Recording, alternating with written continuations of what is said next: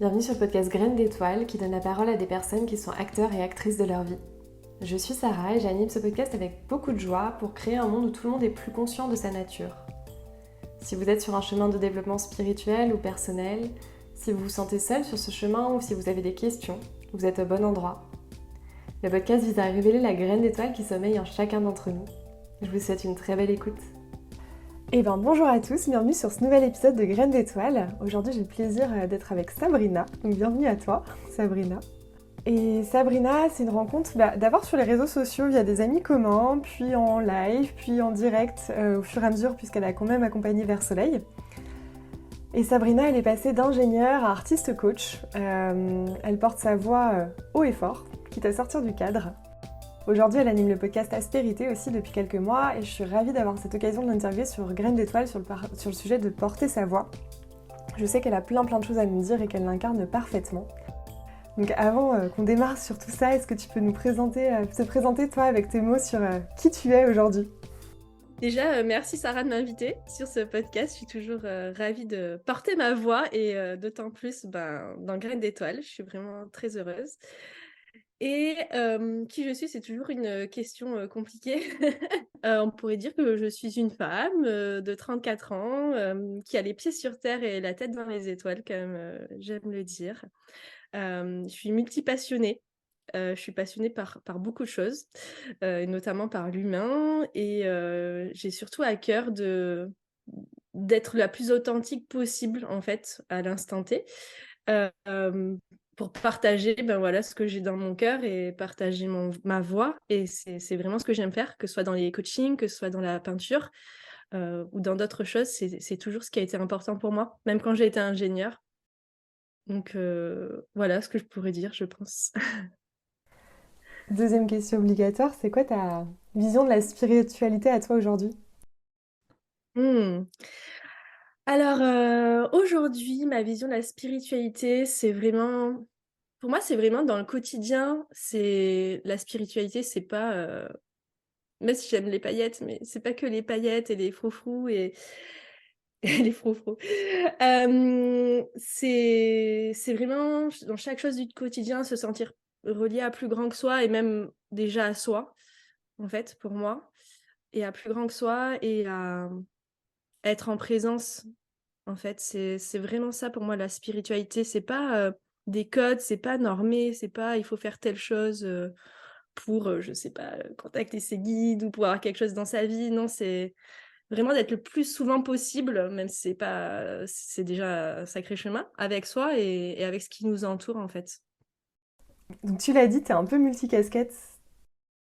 Je l'ai dit dans l'intro, t'es ingénieure aujourd'hui, t'es plus du tout ça. Est-ce que tu peux nous retracer un peu ton parcours et nous expliquer un peu en quoi ça t'a amené à porter ta voix ? Ouais. Alors, mon parcours, un peu classique, entre guillemets, j'ai fait une classe prépa, maths sup, maths spé. Bon, déjà là, je voulais partir, en fait. Je voulais déjà aller en fac de médecine. Après, toujours un lien avec l'humain. Ensuite, je suis rentrée en école d'ingé et j'ai choisi la voie qui était le plus tournée vers l'humain pour moi. Tournée vers l'organisationnel, tout ce qui est en lien avec l'organisation de l'entreprise et de l'industrie, parce que moi, je travaillais dans l'industrie quand même. À ce moment-là, j'ai fait aussi une école de commerce en parallèle, donc on voit déjà que j'allais un peu dans d'autres sens, parce que pareil, je voulais être un peu plus dans des choses moins techniques, moins techniques de l'industrie, quoi, et un peu plus ouvertes, et comprendre de manière plus large l'entreprise, comment ça fonctionnait, et j'ai adoré cette année-là. Et déjà c'était plus tard, mais en première année, je voulais déjà partir, je voulais faire un concours d'orthophoniste que je n'ai pas fait. Mais j'avais toujours ce lien avec l'humain qui était assez fort. Et ensuite, j'ai travaillé pendant 4 ans quasiment dans l'industrie cosmétique. J'avais une manager géniale qui comprenait comment je fonctionnais, qui me donnait beaucoup de choses à faire, donc je faisais des choses déjà très très différentes. J'ai travaillé aussi sur un projet de changement des pratiques managériales, de bonheur au travail à la fin.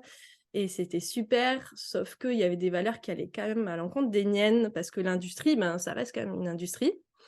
Ça reste optimisation des coûts, augmentation des rendements, de la productivité. Et en fait, moi, ça ne m'intéressait pas en fait, d'augmenter la productivité, surtout si c'était au détriment des personnes.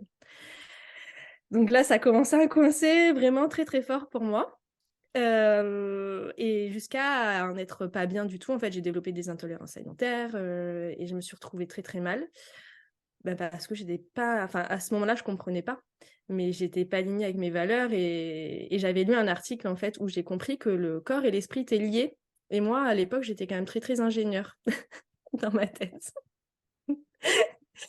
Moi, tout ce qui était, il fallait pas me parler de spiritualité, tout ça avant, c'était... Non, je rejetais complètement tout ça, mais ça m'avait fait tilt et je me suis dit, ah, mais peut-être que ça a un lien avec mes intolérances, avec le fait que je sois fatiguée, parce que ça faisait des mois que je me traînais, je souriais plus. Moi, je suis quand même quelqu'un de très enthousiaste, souriante, et je me reconnaissais plus. Et je me suis dit, il y a quand même un lien. Et avant mes 30 ans, je me suis dit, il faut que je prenne une décision, soit je pars, soit je reste. Et je suis partie, un peu sur un coup de tête. Et le jour de mes 30 ans, je signais ma rupture conventionnelle. Donc j'étais très heureuse de cet anniversaire. Et là, je suis partie surtout sans savoir ce que j'allais faire parce que, comme je disais, c'était un peu un coup de tête. Et en fait, j'ai pris juste du temps pour me reconnecter à moi, en fait, à qui j'étais, parce que je savais même pas qui j'étais. Je savais même plus quels étaient mes rêves. Je savais même pas, j'avais pas de rêve, en fait, parce que j'étais dans un truc qui avançait comme le train qui avançait un peu vite et je prenais pas le temps de descendre du train pour voir le paysage et voilà, mais je savais même pas qui j'étais, je savais même pas ce que je savais bien faire. Enfin, ça a été vraiment c'était il y a 4 ans et c'était vraiment un chemin de connaissance déjà de qui j'étais en fait et de renouer avec des choses que j'aimais, la peinture notamment que j'avais pas fait depuis 15 ans. J'ai fait du théâtre. J'avais toujours voulu faire du théâtre, mais j'osais pas parce que je me disais trop timide. Avant, quand je parlais devant des gens, je pleurais parce que j'avais tellement peur du regard des autres, tellement peur de ce qu'on pouvait penser de moi, de dire des choses qui n'étaient pas justes. Ça me tétanisait en école d'ingénieur, rien que de faire des exposés. Je pleurais devant les gens en faisant des exposés. Donc, je pars quand même de loin et en même temps, aujourd'hui, on peut me dire tu parles devant 500 personnes, je suis la plus heureuse de la Terre. Donc, Donc ça montre qu'on peut quand même évoluer ou plutôt se rapprocher de qui on est vraiment parce que moi je pense que j'ai toujours voulu porter ma voix par différentes façons et à l'enfance ça a fait que j'ai vécu des expériences où je me suis dit non en fait c'est un peu dangereux pour moi de porter ma voix où j'ai pas forcément le droit ou c'est pas bien surtout je me suis dit c'est pas bien de dire ce que je pense, ça fait du mal aux gens, ça peut avoir des conséquences difficiles à gérer derrière, donc on va peut-être mieux se taire. Donc c'est ce que j'ai fait pendant longtemps. Et, plus j'avançais et plus je la portais. Et aujourd'hui, voilà, je pense que je peux encore plus la porter que ce que je fais aujourd'hui. Et c'est toujours mon intention. Mais j'ai beaucoup évolué sur ça. Et voilà, ouais, ça fait partie de qui je suis et vraiment de ce que je souhaite transmettre, de porter sa voix en fait. C'est quoi Je pour sais pas toi si porter sa voix, porter ta voix en tout cas aujourd'hui? porter ma voix, c'est exprimer ce que j'ai à l'intérieur, ce qui peut bouillonner des fois, ou c'est me mettre en position aussi de vulnérabilité, parce que souvent, quand je porte ma voix avec mes tripes, souvent, j'ai une petite appréhension derrière de qu'est-ce que vont penser les gens. J'ai une petite peur. Mais en général, voilà, maintenant j'ai appris, je passe au-delà de ça, je me dis non, mais en fait, si tu ressens ça, c'est que derrière, ça va être chouette, les gens ont besoin de l'entendre, en fait, ce que tu as à dire, si tu as un peu peur derrière.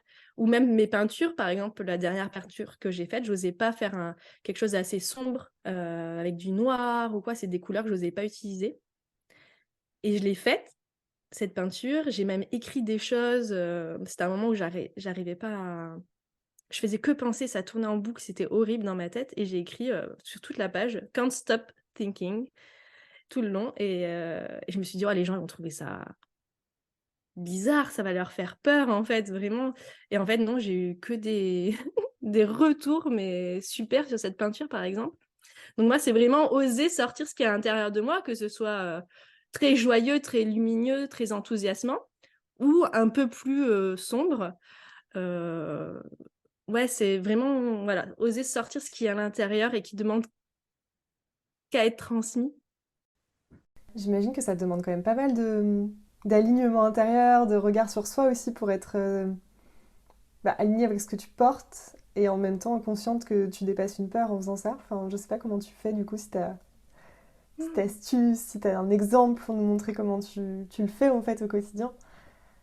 Alors, par exemple, que ce soit la peinture ou un podcast que j'ai pu sortir où j'avais un peu peur, mais en fait, déjà, par exemple, que ce soit par exemple un podcast ou un texte que j'écris, ben, je le relis pas. Déjà, je l'écris, je le poste, hop, c'est fini, on n'en parle plus, je peux pas revenir dessus. Parce que moi, je sais que si je commence à relire, à réécouter, c'est pour ça que les podcasts, je les enregistre en one shot, je les retravaille pas parce qu'en fait, sinon, je les sors pas. Donc, je suis obligée de faire ça, en tout cas pour le moment. Parce que sinon, je retrouverai toujours quelque chose à redire, à dire ah, mais non, tu peux pas dire ça, ah, mais non, tu peux pas le dire comme ça. Et puis, comme ma pensée quand même évolue rapidement, je peux changer de vision, de point de vue. Bah, je peux vite pas avoir envie de partager ce que j'ai à partager sur le moment, en fait. Et c'est ça. Et les peintures, c'est pareil, je la peins, ben, je la poste, je poste une photo et je me dis, bon, on verra. Et je me dis, tant pis, si les gens, ils aiment pas. Et j'ai appris au fur et à mesure à faire ça, mais sur des petites choses au début. Par exemple, au début, je me filmais, je me disais, mais au pire, ben, tu le postes pas. Mais juste filme-toi et exprime ce que tu as exprimé. Et finalement, c'est ce que j'ai fait. Je crois que je l'avais regardé, je me suis dit, bon, ça va, hop, je le poste direct. Voilà, ça c'est mes petites astuces, le faire sur des petites choses déjà, et, euh, et après on arrive à le faire de plus en plus sur des choses de plus en plus importantes.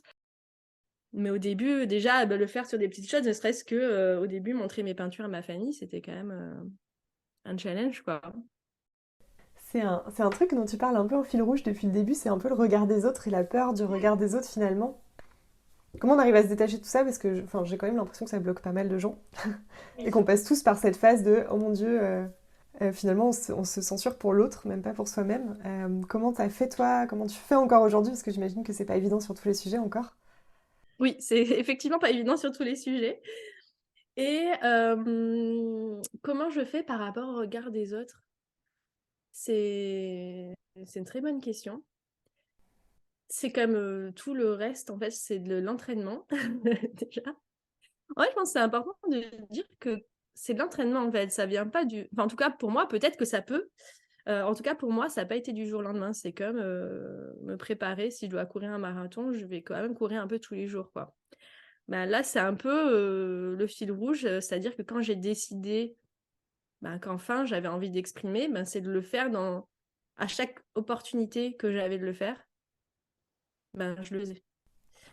Euh, et comme je disais, ça a été au début me dire, allez, tu prends la parole devant 5 personnes, dans un cours par exemple, ou poser une question, parce que même poser des questions avant, ça pouvait être compliqué, parce que on pouvait se faire rejeter parce qu'on posait une question, ce qui me semble tellement absurde. Mais c'était le cas en école d'ingénieur, par exemple. Et puis, ça a été aussi des fois la vie qui m'a poussée à faire. Des fois, j'avais des stages où on me disait il faut que tu ailles toute seule là, donc j'avais pas le choix, donc j'y allais toute seule. Et puis je sais pas, après ça s'est fait naturellement. Et attends, le regard des autres, je reste sur le fil rouge que tu me disais parce que je peux partir en live. Ouais, c'est d'y aller au fur et à mesure, en fait, de tremper le petit orteil dans la piscine et d'y aller au fur et à mesure. Quand j'ai fait le cours de prise de parole en public, par exemple, au début, j'ai pas fait un discours tout de suite. J'ai tâté le terrain, j'ai pareil posé des questions. Après, j'ai juste présenté la soirée. Et en fait, au fur et à mesure, juste je voyais que les gens en face, ils étaient bienveillants en fait. En fait, c'est d'expérimenter qui m'a permis de voir qu'en face, ça réagissait pas comme j'imaginais dans ma tête, parce qu'on se fait toujours les pires scénarios catastrophes dans notre tête. Enfin, moi, en tout cas, je me faisais les pires scénarios. J'imaginais qu'on pouvait même m'insulter pour ce que j'allais dire. Enfin, ça pouvait aller très loin dans ma tête. Et en fait, en expérimentant, je me suis rendu compte qu'en fait, non, ça allait. Et au contraire, je recevais que de l'amour. Je recevais que des choses magnifiques. La première fois que j'ai fait une vidéo, les gens m'ont... J'ai eu tellement de commentaires, tellement de partages. J'étais là genre, mais je pensais pas que ça allait faire ça, de dire juste ce que j'avais à dire, en fait. Ça me semblait pas si extraordinaire. Et j'ai reçu tellement d'amour que déjà d'avoir expérimenté ça, je me suis dit, ok, en fait, en partageant, je vais recevoir plus d'amour que de choses que j'imaginais, parce que choses que je n'ai jamais reçues, en fait, depuis 4 ans. J'ai jamais eu quelqu'un qui m'a envoyé balader ou qui m'a insulté. Enfin, j'ai jamais eu ça. Donc, en fait, comme j'ai pu expérimenter ça, maintenant, je sais, en fait, même quand j'ai peur, je sais qu'en fait, ce qui se passe derrière, c'est chouette. Ou au pire, j'ai pas de réaction. Donc, déjà, l'expérimentation, du coup, et puis tout un cheminement aussi autour de l'amour de soi, en fait, de sa propre valeur. De me dire que peu importe ce que les gens pensent, mais en fait, je m'en fous. En fait, moi, tant que je pense que c'est bien, ça veut pas dire que je peux pas écouter les autres parfois, mais tant que je pense que c'est bien, en fait, j'y vais. Et puis, peu importe ce que les gens en pensent, c'est quand même rester dans son alignement et dans sa vérité, parce que surtout envers notre entourage. Et en fait, c'est se dire que notre entourage, il comprend peut-être pas forcément ce qu'on fait, ou c'est peut-être pas forcément la cible de ce qu'on fait. Et moi, ça m'a aidé à me détacher, parce que souvent, c'est aussi le regard de l'entourage. Enfin, en tout cas, pour moi, c'était ça qui me limitait, je pense, encore plus que les gens que je connais pas. Les gens que je connais pas, limite, ça m'est un peu égal. Mais les gens de mon entourage me disent, mais mes peintures, qu'est-ce qu'ils peuvent penser de ça? Ou... Mais bon, après, quand je me suis dit, mais moi, toi, est-ce que t'aimes? Ouais. Est-ce que t'es contente de ce que t'as fait, de ce que t'as dit, de ce que t'as peint? Ouais. Bah ok, non, peu importe ce que les autres vont dire, ça remet pas en cause ce que t'as fait. C'est juste pas les bonnes personnes pour le recevoir. Ça m'a beaucoup aidé de dissocier un peu déjà le retour des gens et ce que je fais, et moi aussi. Puis ma peinture, c'est pas non plus moi. C'est une peinture peut-être, je mets une part de moi dedans, mais c'est pas non plus moi. Donc si les personnes n'aiment pas, ça veut pas dire qu'ils m'aiment pas moi déjà. Et ça m'a beaucoup aidé. Et là, je regarde parce qu'il y a une peinture à côté de moi. Et ouais, c'est ça, c'est vraiment se détacher. Ouais, je me suis détachée comme ça par plusieurs moyens.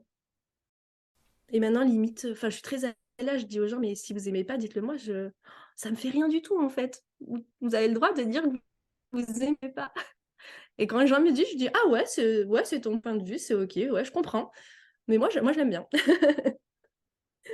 Voilà, je sais pas si c'est clair, si t'as...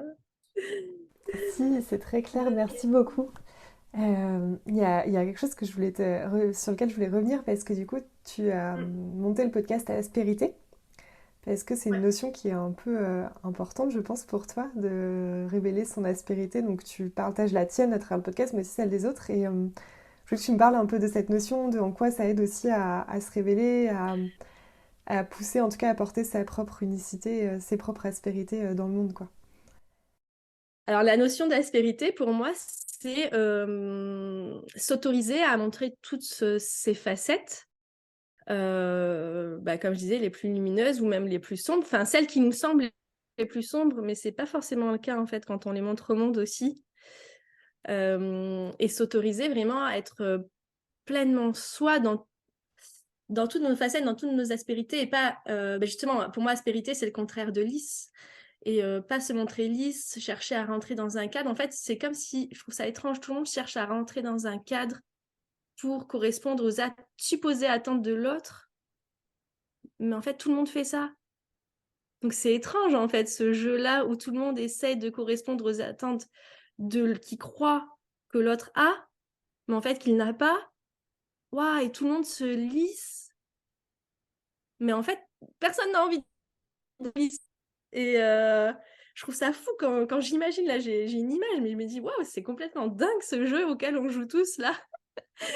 Si on jouait juste à montrer voilà, nos aspérités, nos cicatrices, nos bleus, puis nos parties aussi beaucoup plus belles qu'on adore. Enfin, franchement, le monde, il serait tellement plus beau, on serait tellement tous plus détendus. Enfin, si on déposait tous nos masques là et qu'on se montrait vraiment tel qu'on est, mais... Et je pense que les gens, ils nous aiment d'autant plus, en fait, parce qu'en fait, ils nous connaissent plus quand on porte un masque. Les gens, si on s'imagine avec un vrai masque, les gens, ils peuvent pas bien voir qui c'est derrière, à quoi ressemble le visage. Voilà, c'est pareil, en fait, pour le masque psychologique, on peut dire, ou je sais pas comment on peut l'appeler, mais... Et je trouve ça fou. Et Aspérité, déjà, c'était pour moi d'oser partager aussi un peu plus régulièrement des pensées que je peux avoir, ou des visions, des inspirations, et puis celles des personnes que j'accompagne, et de montrer en fait qu'on a tous... Quand je me suis imaginée au début connectée au podcast, j'ai vu une étincelle. On a tous une étincelle, on a tous une lumière à partager et qui est singulière. Et c'est tellement beau, en fait, de partager. C'est ça qu'on aime. Enfin, je sais pas vous qui écoutez le podcast ou toi, Sarah, mais moi, j'adore les personnes qui ont quelque chose de singulier. C'est ces personnes-là que j'admire. Enfin, moi, j'ai jamais admiré des personnes que je pouvais pas voir ou qui étaient comme toutes les autres. Pas forcément quelqu'un qui se met en avant, mais quand je pense à ça, j'imagine tous les mecs à la défense en costume cravate. Je me dis, ils sont tous pareils. Bon, d'apparence, parce qu'après, si on s'approche et qu'on ose voir un peu plus ces aspérités, on va se rendre compte qu'ils sont pas tous pareils. Mais moi, ça me fait flipper des gens comme ça. Ouais, voilà, je trouve qu'on a vraiment tous une musique ben, chaque note constitue une musique, chaque note différente, même chaque silence aussi. Et on a tous voilà, une place pour jouer cette musique ensemble. Plutôt que si on faisait tous la même note. En fait, c'est... Personne... Enfin, je sais pas... Est-ce que vous aimez une musique, il y a juste une seule note qui joue en permanence, il n'y a même pas de silence, rien du tout. Enfin, c'est horrible, en fait, au bout d'un moment, ça rend fou. J'ai l'image d'une symphonie de graines d'étoiles du coup dans la tête là devant mes yeux qui pétillent. Merci pour l'image. Euh, Ça serait quoi tes apprentissages du moment? Un peu tes challenges, enfin ouais, c'est un peu tes apprentissages du moment en lien avec porter ta voix ou autre chose. Ouais, en lien avec porter ma voix, j'ai des frissons. En lien avec porter ma voix, j'en ai en ce moment des apprentissages en lien avec porter ma voix, justement. Euh, je pense que pendant ces 4 ans, alors j'ai fait un énorme chemin, et pourtant, je sais qu'une part de moi qui m'autorisait pas à porter ma voix sur certains domaines, notamment le monde de l'entreprise. Alors d'une part parce que il y a une part de moi qui voulait plus avoir de lien avec l'entreprise. D'autre part, parce que j'avais peur d'exprimer des choses en lien avec l'entreprise, de peur de, si jamais mon activité se passe pas comme je veux, que je veux retourner en entreprise, ben, je vais pouvoir y retourner, donc je vais pas dire tout ce que j'en pense aussi. L'ombre du côté un peu plus sombre que moi j'ai perçu et qui me convenait pas, et je m'autorisais pas. Et en fait, là, ben, je m'autorise de plus en plus à le faire. Du coup, j'ai même eu des interviews, j'en ai parlé. Donc ça a été challengeant et en même temps ça a été fluide parce que quand j'étais dans le flow, je réfléchissais pas aussi. C'est aussi, je reviens sur ta question d'avant, mais c'est pas s'analyser pendant qu'on parle. Si je commence à m'analyser pendant que je parle, à me dire oh mais pourquoi t'as dit ça? Oh non mais tu devrais pas dire ça. Ah mais tu devrais dire comme ça. Là c'est foutu. Mais à suivre le flow et à parler, parler, parler et puis sans même me souvenir peut-être de ce que j'ai dit du coup, ça arrive. Mais là, c'est que c'est bon, en fait. C'est que c'est juste et que je suis bien alignée avec ce que je dis. Et voilà, j'ai osé le faire. Et ça me libère beaucoup et je me sens encore plus alignée et j'ai encore plus envie de porter ma voix, bah, notamment avec le milieu de l'entreprise. Parce qu'il y a beaucoup de choses à dire, beaucoup de choses à faire. Donc voilà, ma tête ne voulait pas y retourner, mais mon cœur me porte vraiment dans ce chemin-là, dans ce domaine-là pour le moment. Donc on va voir. Voilà, l'apprentissage du moment. Merci pour ce partage d'apprentissage. Et si tu avais un rêve à nous partager, ça serait quoi? Mm. Là, le premier rêve auquel je pense que maintenant j'en ai beaucoup des rêves, contrairement à il y a 4 ans. Ça serait vraiment de faire des conférences. Je rêve de faire des conférences, de faire des conférences en entreprise ou que ce soit ailleurs, sur tous les sujets voilà, qui m'animent, de ce que je peux voir en entreprise, justement, ou sur bah, le lien entre l'art et l'entreprise, comment l'art peut amener les personnes à se reconnecter à elles et être plus alignées, plus elles-mêmes, à oser sortir un peu plus de leur cadre. Voilà, comme je disais, ne serait-ce que s'autoriser, par exemple, pour moi, à peindre du noir, c'était une étape. Et que je le fais sur du papier, mais du coup, je le fais dans la vie aussi en expérimentant sur le papier. Donc voilà, je rêve de ça. Donc je le pose ici, publiquement. On croise les doigts du coup pour 2023. Ça se manifeste. C'est ça. Dernière question. C'est, j'aime bien demander si tu as un conseil, une astuce que tu as expérimenté qui t'a aidé dans ton quotidien, que tu voudrais partager à ceux qui nous écoutent. Je pense que je l'ai déjà partagé et c'est un conseil que je partage souvent, mais j'ai l'impression que peu de monde s'autorise à faire, c'est vraiment d'expérimenter. De quitte à se planter en fait. Que la phrase, je sais pas si vous la connaissez, mais on se dit: «Quand on plante, on pousse» et en fait, je me suis énormément plantée cette année. J'ai eu beaucoup d'échecs. J'ai aussi des belles réussites, mais j'ai aussi beaucoup d'échecs et alors je dis pas que ça a été agréable sur le moment et en même temps, mais quand on a des échecs, quand on expérimente et que du coup, on peut avoir des échecs, mais on se connaît mieux aussi. Ça nous permet de nous dire: «Ah mais du coup, ça, c'est peut-être pas pour moi». Ou peut-être comme ça, c'est pas exactement pour moi et je peux le dire, je l'ai fait en fait, il y a 4 ans avec des choses très simples comme, j'ai expérimenté, du coup le théâtre, j'ai fait, un jardin, j'ai fait de la peinture, j'ai fait de la couture pendant 3 mois. J'ai détesté faire de la couture, je pensais que ça allait être cool et j'ai détesté, mais j'ai appris énormément sur moi. Alors j'ai acheté tout le matériel qu'il fallait, donc qui dort, maintenant dans mon placard, mais d'avoir expérimenté ça, je repensais à ça la dernière fois, je me suis dit: «Mais en fait, parfois on a peur juste de dépenser un peu d'argent ou, dépenser un peu de son temps pour expérimenter en se disant: "Mais non, mais si ça va pas, du coup, j'ai dépensé ça pour rien"». Mais en fait, c'est jamais pour rien. Moi, d'avoir expérimenté la couture, ça peut paraître bête, mais je me suis dit: «Ah non, quelque chose qui est trop cadré, trop minutieux comme ça ou passer beaucoup de temps à préparer les choses». En fait, j'ai appris, mais énormément sur moi grâce à la couture. C'est un truc de fou. Et je me suis dit: «Mais non et pourquoi préfère la peinture? Ah parce que c'est un peu plus libre, je peux plus expérimenter, pour moi, il y a plus de liberté. Ah c'est ça qui est important pour moi, d'accord» et d'improviser. Mais moi avant, je pensais que j'étais pas une personne qui improvisait, hein. Je croyais de moi qu'il fallait que je prépare, mais en fait, plus je préparais, plus ça me stressait et plus j'étais mauvaise et j'ai compris l'inverse en expérimentant. Donc voilà, le conseil, c'est expérimenter et même sur des choses, oser investir, de votre temps, de votre argent dans certaines choses et quitte à ce que ça vous plaise pas, vous aurez appris derrière. Vraiment, toujours, toujours, toujours. Ça peut paraître tellement bateau, mais Je sais pas si tu as un dernier mot à nous partager.